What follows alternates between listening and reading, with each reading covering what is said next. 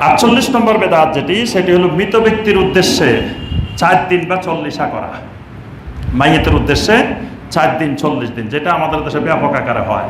মৃত ব্যক্তি মারা যাওয়ার পরে 4 দিনের দিন খাওয়া দাওয়ার ব্যবস্থা করা, 40 দিনের দিন ব্যবস্থা করা, এগুলা মিনাল নিয়াহা, এগুলাকে হাদিসের ভাষায় বলা হয় নিয়াহা।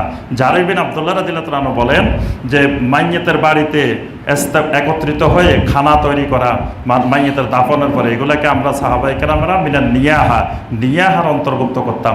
নবী সাল্লাল্লাহু আলাইহি ওয়াসাল্লাম কখনো করেন নাই, সাহাবীরা কখনো করেন নাই। এমনকি কেউ যদি ভালো ইবাদত সদাকা করা, মাইয়েতের জন্য সদাকা করা জায়েজ, এটাও যদি সে ঠিক করে রাখে যে সদাকাটা 4 দিনের দিন করবো, 40 দিনের দিন করবো, অথবা মৃত্যুবার্ষিকীর দিনে করবো, এটাও বেদাত। তখন এই সদাকাটা সওয়াব না হয়ে গুনাহ হয়ে যাবে।